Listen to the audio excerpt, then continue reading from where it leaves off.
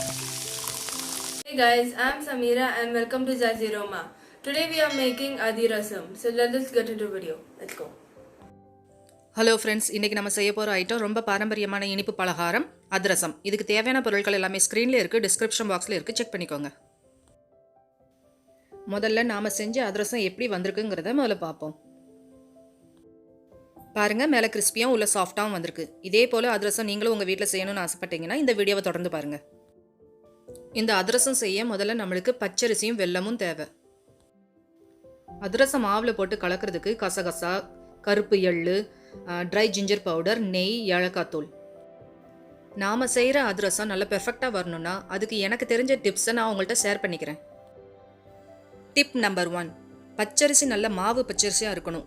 பச்சரிசியோட தரத்தை பொறுத்து தான் அதிரசம் சூப்பராக வரும். டிப் நம்பர் 2, வெல்லம் நல்ல பாகு வெல்லமாக இருக்கணும். வெல்லம் நல்ல பாகு வெல்லமாக இருந்தால் தான் அதிரசம் நல்ல இனிப்பாகவும் வரும், நல்ல பாகுபதமும் நல்ல பெர்ஃபெக்டாக கிடைக்கும். பாகு வெல்லமாக இருந்தால் இந்த மாதிரி நல்லா சாஃப்டாக இருக்கும். நாம் வாங்கின பச்சரிசியை நல்லா அழுக்கு போக 2 தடவை நல்லா கழுவிட்டு நிறைய தண்ணி ஊற்றி ஒரு 2 மணி நேரம் நல்லா ஊற வச்சுருங்க. மாவு பச்சரிசியை யூஸ் பண்ணுறதுக்கு காரணம், அதில் நம்ம அரிசியை அரைச்சி எடுத்தோன்னா அதில் கிடைக்கக்கூடிய மாவு நம்மளுக்கு நல்ல கணிசமாக கூடுதலாகவே கிடைக்கும். டிப் நம்பர் 3, பச்சரிசியை நல்லா ஊற வைக்கணும். 2 மணி நேரம் மேக்ஸிமம் ஊற வைக்கணும். இப்போ நான் பச்சரிசியை 2 மணி நேரம் ஊற வச்சாச்சு. ஊற வச்ச பச்சரிசியை அதுக்கப்புறம் ஒரு வடிதட்டியை எடுத்து வடிகட்டி நல்லா தண்ணி வடிகிற தண்டி ஒரு 5 நிமிஷம் அப்படியே வச்சுருங்க. டிப் நம்பர் 4, பச்சரிசியை ஈரம் போக நல்லா காய வைக்கணும். இப்போ ஒரு டேபிள்லையோ இல்லை தரையிலையோ ஒரு வெள்ளை துணியை நல்லா விரிச்சிட்டு அதில் நம்ம வடிகட்டி வச்சுருக்க இந்த பச்சரிசியை அதில் கொட்டி நல்லா ஸ்ப்ரெட் பண்ணி விடணும். இந்த பச்சரிசியை நாம் ஃபேன் காற்றுல உலர விடணும், ஃபுல்லும் ட்ரை ஆகிடக்கூடாது. டிப் நம்பர் 5, அதிரசத்துக்கு அளவு ரொம்ப முக்கியம். நீங்கள் 1 கிலோ பச்சரிசி எடுத்தீங்கன்னா 3/4 கிலோ வெல்லம் எடுத்துக்கலாம். இதே கப் அளவு சொன்னோன்னா 1 கப் பச்சரிசிக்கு 3/4 கப்பு வெல்லம் எடுத்துக்கோங்க. நாம் அரிசியை இந்த மாதிரி நல்லா பரவலாக தான் நல்லா ஸ்ப்ரெட் பண்ணி காய விடணும். அப்போ தான் அதில் உள்ள ஈரம்லாம் 20 நிமிஷத்துலேயே நல்லா உலர்ந்து போயிடும். நாம் 20 நிமிஷம் கழித்து இந்த அரிசியை பார்த்தோன்னா இந்த அரிசி நல்லா உலர்ந்துருக்கும். நம்ம அதை கையில் குத்தா அள்ளி எடுத்து கீழே விட்டோன்னா எல்லா அரிசியும் கீழே விழாது. நம்ம கையை விட்டு உதறினா மட்டும்தான் விழும், மற்றபடி கையில் லேசான அரிசி ஒட்டிட்டு தான் இருக்கும். இதுதான் சரியான பதம். டிப் நம்பர் 6, அரிசியை நல்லா அரைச்சி பவுட்ரு பதத்தில் கொண்டு வந்து ஜல்லடையில் ஜலிக்கணும். நான் இன்றைக்கி செய்கிறது 1 கிலோ பச்சரிசி. 1 கிலோ பச்சரிசியை நான் மிக்ஸி ஜாரில் தான் போட்டு திரிச்சு ஜலிக்க போகிறேன். உங்களுக்கு பக்கத்தில் மாவு மில் இருந்துச்சுன்னா நீங்கள் அங்கே கொண்டு போயினாலும் அரைச்சிக்கலாம். ஒன்று மட்டும் ஞாபகம் வச்சுக்கோங்க, மாவு மில்ல போய் திரிக்க போகும்போது அரிசி காஞ்சிட்டுனா அதிரசம் வந்து நல்லா வராது. டிப் நம்பர் 7, நாம் ஜலிச்சு வச்ச மாவு காயாமல் இருப்பது. இப்போ நம்ம மிக்சியில் அரைச்ச அரிசி மாவை ஜல்லடையில் போட்டு நல்லா ஜலிக்கணும். ஈரமாவுங்கிறதால நம்ம கையை விட்டு தான் நல்லா ஜலிக்கணும், இல்லைன்னா அங்கங்கே கட்டி மாதிரி நின்றுக்கிட்டே இருக்கும். அந்த மாதிரி ஜலிச்சு எடுத்ததுக்கு அப்புறம் வரக்கூடிய கப்பியை நம்ம மிக்சியில் திரும்பவும் போட்டு அதோட இன்னும் கொஞ்சம் அரிசியும் விட்டு திரும்பவும் மையாக அரைச்சி நம்ம இதே மாதிரி ஜல்லடையில் ஜலிக்கணும். டிப் நம்பர் 8, ஈரம் காயாமல் மாவை அழுத்தி வைப்பது. நான் பிளேட்டில் மாவை இந்த அளவுக்கு அமுத்தி வச்சுருக்கேன் பாருங்கள். இப்படி அமுக்குனா தான் ஈரம் காயாமல் இருக்கும். எல்லா மாவும் சளிச்சதுக்கப்புறம் எனக்கு கிடச்ச கப்பியோட அளவு 1 ஸ்பூன் தான். அதுக்கு காரணம் நல்ல மாவு பச்சரிசிங்கிறதாலையும் நல்லா ஊற வச்சது தான் ஒரு காரணம். இப்போ நம்ம ஜலிச்சு வச்ச மாவை ஒரு பாத்திரத்தில் போட்டுட்டு அதில் நம்ம வறுத்து வச்ச எள்ளு, கசகசா, சுக்கு பொடி, ஏலக்காய் பொடி எல்லாத்தையும் போட்டுட்டு நல்லா அழுத்தி வச்சிடணும். கையால் நல்லா அழுத்தி வச்சா தான் அந்த ஈரம் வந்து காயாமல் இருக்கும். ஈரம் காயாத மாதிரி நம்ம மூடி வச்சிடணும்.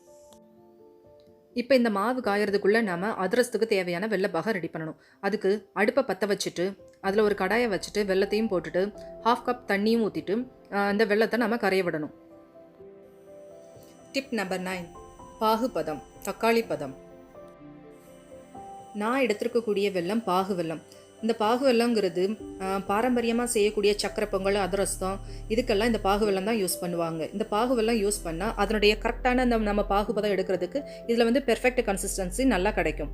அதுக்காக தான் இந்த வெல்லம்லாம் யூஸ் பண்ணுறாங்க. நல்லா இனிப்பாகவும் இருக்கும். நாம் சேர்த்துருக்கிற வெல்லம் கரைஞ்சி கொதித்த உடனே அடுப்பை சிம்மில் வச்சிடணும். வெள்ளைப்பாகு ரெடி பண்ணும்போது நம்ம இடையே கலந்து விட்டுக்கணும், இல்லைன்னா வெள்ளம் அடியில் போய் ஒட்டிக்கிட்டு அடி பிடிச்சிரும். அப்புறம் அடி பிடிச்சி வாடை வந்துட்டுனா நம்ம செய்யக்கூடிய அதிரசம் நல்லா இருக்காது. இந்த மாதிரியான நம்ம வெள்ளைப்பாகு ரெடி பண்ணும்போது பெரிய பாத்திரத்தில் வச்சு தான் நம்ம செய்யணும். அப்படி இல்லைன்னா வெல்லம் வந்து கொதிச்சு பொங்கி சிந்திரும். இப்போ இந்த கரைஞ்ச வெல்லத்தை கல் மண்ணு போக நம்ம ஒரு பாத்திரத்தில் வடிகட்டிட்டு திரும்ப அந்த பாத்திரத்தை கழுவிட்டு அதே பாத்திரத்தில் இந்த வெல்லத்தை ஊற்றிட்டு திரும்ப பாகுபதம் வர்றதாண்டியும் நம்ம கொஞ்சம் வெயிட் பண்ணணும். இப்போ நாம் என்னென்ன மிஸ்டேக் பண்ணுவோங்கிறதையும் நான் சொல்லிடுறேன். அதில் நம்பர் 1 நம்ம வெல்லம் ஜாஸ்தி சேர்த்துட்டோன்னா அதிரசம் வந்து ஆயிலில் கரைஞ்சி போயிடும். அப்புறம் 2வதாக செய்யக்கூடிய மிஸ்டேக்கு, நம்ம பாகுபதம் வந்து முத்திருச்சுன்னா அதிரசம் கண்டிப்பாக ஹார்டாக போயிடும். இப்போ நான் முதல்ல சொன்ன 2 மிஸ்டேக்கையும் எப்படி சரி பண்ணலாங்கிறதையும் சொல்லிடுறேன். முதலாவதாக சொன்னது அதிரசம் எண்ணெயில் வந்து கரைஞ்சி போகுது இல்லைனா பிரிஞ்சு போகுது அப்படின்னா நீங்கள் ஏற்கனவே ரெடி பண்ணி வச்ச அதிரச மாவில் 2 ஸ்பூன் கோதுமை மாவு இல்லைனா மைதா மாவை ஆட் பண்ணி நல்லா பிசைஞ்சிட்டு திரும்ப நம்ம அதிரசமாக தட்டி போட்டோன்னா கரையாது. 2வதாக சொன்னது பாகுபதம் முத்தி போச்சுன்னா, இப்போ பாகு வந்து நம்ம தக்காளி பதத்தை தாண்டி எடுத்துட்டோம்னா அதிரசம் ஹார்டாயிரும். அப்படி ஹார்டான அதிரசத்தை சரி பண்ணணும்னா நம்ம 2 டீஸ்பூன் சூடான பால் விட்டு நல்லா பிசைஞ்சு அதிரசத்தை தட்டி போட்டோம்னா ஹார்டாகாது, சாஃப்ட் ஆயிரும். அப்படி இல்லாமல் எல்லா அதிரசத்தையும் நாங்கள் பொரிச்சிட்டோம் என்ன செய்யுது அப்படின்னு நினச்சிங்கன்னா பொரிச்சு வச்ச அதிரசத்தை எல்லாமே இட்லி பானையில் வச்சு ஒரு வேக்காடு வச்சு எடுத்திங்கனாலும் நல்லா சாஃப்டாக கிடைக்கும். இந்த அதிரசத்தில் நான் கொடுத்துருக்க எல்லா டிப்ஸையும் ஃபாலோ பண்ணி நீங்கள் கரெக்டாக செஞ்சிங்கன்னா எந்த மிஸ்டேக் இல்லாமல் உங்களால் அதிரசத்தை பெர்ஃபெக்டாக செய்ய முடியும். அப்படி சம்டைம்ஸ் சில மிஸ்டேக் ஆச்சுன்னா கூட அந்த மிஸ்டேக்கை எப்படி சரி பண்ணலாங்கிறது கூட உங்களுக்கு நான் சொல்லி கொடுத்துருக்குறேன். அதை ஃபாலோ பண்ணிவிட்டு செஞ்சிங்கன்னா உங்களாலையும் கரெக்டான அதிரசம் செய்ய முடியும். இந்த வீடியோவை புதுசாக சப்ஸ்கிரைப் பண்ணாமல் யாராவது பார்த்தீங்கன்னா ப்ளீஸ் சப்ஸ்கிரைப் பண்ணிவிட்டு பாருங்கள். அப்போ தான் எங்களுக்கும் புது புது வீடியோக்கள் போடணுங்கிற ஆர்வமும் இருக்கும், நீங்கள் எங்களை என்கரேஜ் பண்ணதாகவும் இருக்கும். அதனால் ப்ளீஸ் சப்ஸ்கிரைப் பண்ணிவிட்டு பாருங்கள்.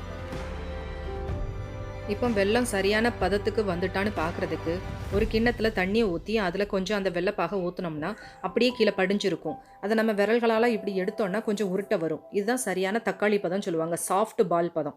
இதுதான் சரியான பதம் அதிரசத்துக்கு. இதை தாண்டி போகும்போது தான் அதிரசம் ஹார்டாயிரும். டிப் நம்பர் 10, பாகு இறக்கிய உடனே மாவில் சூட்டோடு கொட்ட வேண்டும். மாவு ஈரம் காயாமல் இருக்கிறதுக்கு நம்ம அழுத்தி வச்சுருந்தோம் இல்லையா, இப்போ அது மேலே உள்ள நம்ம போட்ட எள், கசகசா, அதுக்கப்புறம் சுக்குப்பொடி, ஏலக்காய் எல்லாம் நல்லா மாவோட கலக்கிற மாதிரி நல்லா இப்போ ஓப்பன் பண்ணி விட்டு நல்லா கலந்து விட்டுறணும். முதலே நம்ம கலந்து விட்டுருந்தோம்னா ஒருவேளை அரிசி மாவு காஞ்சிடக்கூடாது இல்லையா, அதனால தான் நம்ம இந்த டயத்தில் கலந்து விட்றோம். இப்போ லேசான ஈரப்பதம் இருக்கும். இந்த பதத்திலே நம்ம சூட்டோட பாகு வெல்லத்தை கொஞ்சம் கொஞ்சமாக ஊற்றி கிளறி விடணும். ஒரே டயத்தில் நம்ம எல்லா பாகையும் ஊற்றிட்டோன்னா பதம் சரியாக வராது. அதனால் கொஞ்சம் கொஞ்சமாக ஊற்றினா தான் மாவும் வெந்து கொடுத்து வரும். சில பேர் வெள்ளைப்பாகில் அரிசி மாவை போட்டு அடுப்பில் வச்சு நல்லா கிளறுவாங்க. அந்த மாதிரி கிளறும்போது நம்மளுக்கு வெல்லம் ஜாஸ்தியாக போச்சுனாலும் சரி, இல்லை மாவு ஜாஸ்தியாக போச்சுனாலோ இல்லை மாவு கம்மியாக போச்சுனாலோ நம்மளுக்கு சம்டைம்ஸ் மிஸ்டேக் ஆயிரும். அந்த மாதிரி மிஸ்டேக்கை தவிர்க்கிறதுக்காக தான் நாம் இந்த மாதிரி அரிசி மாவில் நம்ம வெல்லத்தை எடுத்து கிளறும்போது அந்தளவுக்கு மிஸ்டேக் வரதுக்கு சான்ஸ் இல்லை. பெர்ஃபெக்டாகவே நம்ம செஞ்சிடலாம். பிகினர்ஸ் கூட செய்கிறதுக்கு பயம் இல்லாமல் செஞ்சிடலாம். இந்த மாதிரி செய்யும்போது நம்மளுக்கு வெள்ளைப்பாகு மிச்சமானாலும் அதை பாயாசத்துக்கோ இல்லை வேறு ஏதாவது ஸ்வீட் பலகாரம் செய்கிறதுக்கோ நம்ம யூஸ் பண்ணிக்கலாம். இதில் வெள்ளைப்பாக கொஞ்சம் கொஞ்சமாக சூட்டோட விட்டு நல்லா அடி வரைக்கும் நல்லா சேர்த்து கலந்து விடணும். அரிசி மாவு எங்கேயும் தெரியாத மாதிரி நல்லா கட்டி இல்லாமல் கலந்து விடணும். சூட்டோடு இந்த வெல்லத்தை போடுறதால மாவு இதுலேயே பாதி அளவுக்கு நல்லா வெந்து கொடுத்துரும். இதில் நான் 1 கப் பச்சரிசிக்கு 3/4 கப்பு வெல்லம் சொன்னேன் இல்லையா, இதை நீங்கள் 1 கப் பச்சரிசிக்கு தான் இந்த மெஷர்மெண்ட் எடுக்கணும். நீங்கள் அதை விட்டுட்டு பச்சரிசி மாவுக்கு மெஷர்மெண்ட் எடுத்தீங்கன்னா அளவு மிஸ் ஆயிரும். அதுக்கப்புறம் அதிரசம் சரியாக வராது. டிப் நம்பர் 11, மாவை 2 நாள் புளிக்க விடவும். இப்போ எல்லா மாவையும் நல்லா கட்டி இல்லாமல் கலந்ததுக்கப்புறம் மேல் மாவு காயாமல் இருக்கிறதுக்காக 1 டீஸ்பூன் நெய்யை ஆட் பண்ணி நல்லா தடவிட்டு நியூஸ் பேப்பரால் முதல்ல கவர் பண்ணணும். டிப் நம்பர் 12, நியூஸ் பேப்பர் வச்சு முதலில் மூடி வைக்கவும். நியூஸ் பேப்பர் வச்சு மூடாமல் பிளேட் வச்சு மூடுனீங்கன்னா மாவு ஏற்கனவே சூடாக இருக்கிறதால அதனுடைய வேர்வை தண்ணிலாம் உள்ளப்பட்டு மாவு கெட்டு போயிடும். டிப் நம்பர் 13, காட்டன் வெள்ளை துணியால் மாவை கெட்டி வைக்கவும். மாவு நல்லா ஆறுனதுக்கப்புறம் இந்த மாதிரி வெள்ளை துணியை வச்சு மூடுறதால மாவும் கொஞ்சம் காத்தோட்டமாக இருக்கும், தூசியும் படாமல் இருக்கும். அதே சமயத்தில் காற்றுல உள்ள நல்ல பாக்டீரியாஸ் எல்லாம் இந்த மாவுக்குள்ளே போய் மாவை நல்லா புளிக்கவும் பொங்கவும் செய்யும். அதுக்காக தான் இந்த மாதிரி நம்ம வெள்ளை துணியை வச்சு மூடுறோம். இது பாட்டி காலத்து முறை. இப்போ 2 நாள் மாவை புளிக்க வச்சாச்சு. இப்போ கட்டி வச்ச துணியை இப்போ ஓப்பன் பண்ணிவிட்டு மாவு எப்படி இருக்குங்கிறத பார்ப்போம். இப்போ மாவை பாருங்கள், மேலே நம்ம நெய் தடவினதால் மாவு நல்லா காயாமல் இருக்குது. இப்போ நான் விரலால் அழுத்தி காமிக்கிறேன் பாருங்கள், மாவு கொஞ்சம் அமுங்கிறது தெரியும். மாவு கொஞ்சம் லேசாக பொங்கி கொஞ்சம் புளிச்சு வந்திருக்கு. அதுதான் அதனுடைய பக்குவம். இப்போ 2 நாள் ஆனதுக்கப்புறம் நம்மளுடைய அதிரசம் மாவு வந்து அதிரசம் சுடுறதுக்கு ரெடி ஆயிடுச்சு. அதனால் ஒரு ஸ்பூனை யூஸ் பண்ணி மாவை கொஞ்சோண்டு ஒரு எலுமிச்சை சைஸ் அளவுக்கு உருட்டி எடுத்துக்கணும். என்னுடைய மாவு 2 நாள் ஆனதால் கொஞ்சம் டைட்டாக தான் இருக்குது. அதனால் நான் உங்களுக்கு செஞ்சு காமிக்கிறதுக்காக மட்டும் ஒரு 10 உருண்டை மட்டும் இப்போ உருட்டி வச்சுக்கிட்டு பொரிச்சு காமிக்க போகிறேன்.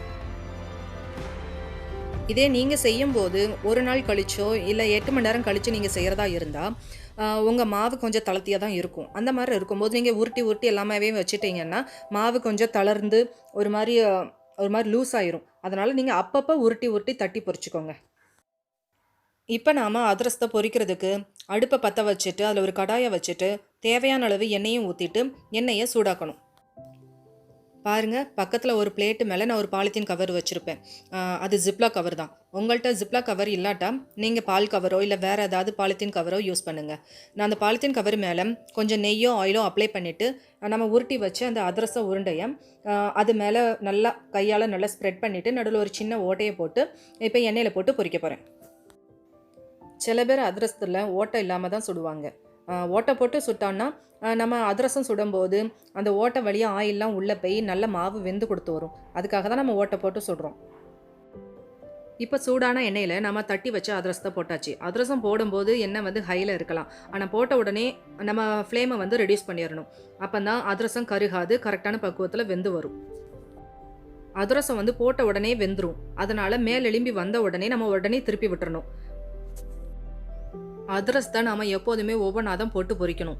உடனேவும் ரெடி ஆயிரும். அதே சமயம் 2 அதிரசம் 3 அதிரசம் சிலத்துக்கு போட்டோன்னா சிலத்துக்கு 2 அதிரசம் முட்டி சில அதிரசங்கள் வந்து கரையிறதுக்கும் உடையிறதுக்கும் வாய்ப்பு இருக்கும். அதனால் ஒவ்வொன்றாவே போட்டு பொரிக்கணும். இப்போ ரெடியான அதிரசத்தை நம்ம பக்கத்தில் ஒரு வடிதட்டி வச்சுருக்கேன் பாருங்கள்.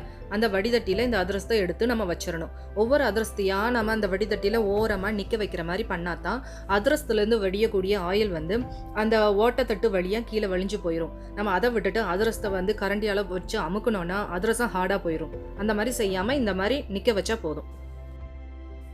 அதோட அதிரசம் பொரிச்ச உடனே எப்போதுமே கொஞ்சம் கிறிஸ்பியாக இருக்கிற மாதிரி தான் தெரியும். இந்த அதிரசத்தை நம்ம செஞ்ச உடனே சாப்பிட்றத விட செஞ்சு ஒரு நாள் கழித்து மறுநாள் சாப்பிட்டா தான் அதனுடைய கரெக்டான டேஸ்ட்டு நம்மளுக்கு தெரியும். இப்போ நம்ம டிஃபன் பாக்ஸில் எடுத்து வச்சுட்டு மறுநாள் சாப்பிட்டு பார்த்தோன்னா அதனுடைய கிறிஸ்பினஸ் போய் சாஃப்டாக கொடுக்கும். பாருங்கள், நம்மளுடைய அதிரசமும் எந்த மிஸ்டேக்கும் இல்லாமல் நல்லா பெர்ஃபெக்டாகவே வந்திருக்கு. இந்த மாதிரி அதிரசத்தை நீங்களும் உங்கள் வீட்டில் கண்டிப்பாக செஞ்சு பாருங்கள். நான் உங்களுக்கு செஞ்சு காமிக்கிறதுக்காக தான் ஒரு 10 உருண்டை மட்டும் எடுத்து அதிரசமாக செஞ்சேன். மீதி எல்லா மாவையும் ஒரு பாலித்தீன் கவரோ இல்லை ஏர்டைட் பாக்ஸ்லேயோ வச்சு ஃப்ரிட்ஜில் வச்சுட்டிங்கன்னா 1 மந்த் ஆனாலுமே கிடாது. உங்களுக்கு எப்போ தேவைப்படுதோ அப்போ எடுத்து நீங்கள் பொரிச்சிக்கலாம். நான் உங்களுக்கு எனக்கு தெரிஞ்ச டிப்ஸ் அண்ட் மிஸ்டேக்ஸ் எல்லாமே சொல்லி கொடுத்துட்டேன். நீங்கள் இந்த அதிரச வீடியோவை பார்த்துட்டு இந்த ரெசிபியை நீங்களும் உங்கள் வீட்டில் ட்ரை பண்ணிவிட்டு எப்படி வந்துச்சுங்கிறத எனக்கு கமெண்ட் பண்ணி சொல்லுங்கள். அதோட இந்த வீடியோ பிடிச்சிருந்துச்சுன்னா நீங்கள் உங்கள் ஃப்ரெண்ட்ஸுக்கு ஷேர் பண்ணுங்கள். அதோட லைக் பண்ணுங்கள், கமெண்ட் பண்ணுங்கள், சப்ஸ்கிரைபும் பண்ணுங்கள். இந்த தீபாவளிக்கு நீங்களும் உங்கள் வீட்டில் இந்த அதிரசத்தை செஞ்சு பாருங்கள். தீபாவளிக்கு மட்டும் இல்லை, எல்லா நாட்களையுமே நீங்கள் இந்த அதிரசம் செய்யலாம். எனக்கு அதிரசம்னா ரொம்ப பிடிக்கும். உங்களில் யாருக்கெல்லாம் அதிரசம் பிடிக்குங்கிறதையும் எனக்கு கமெண்ட் பண்ணி சொல்லுங்கள். அதோட இந்த வீடியோவை தொடர்ந்து பாருங்கள். அப்போ தான் நெக்ஸ்ட் வீடியோவில் உங்களுக்கு என்ன செஞ்சு காமிக்க போகிறேங்கிறது தெரிய வரும். அது வரைக்கும் உங்களை நான் நெக்ஸ்ட் வீடியோ சந்திக்கும் வரை bye and thank you.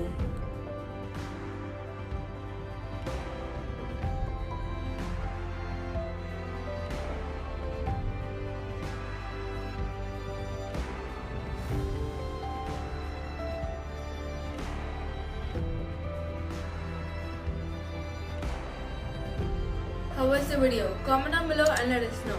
Subscribe to this channel, turn on the post notifications and give this video a thumbs up right now. I'll see you guys next time. Terima kasih.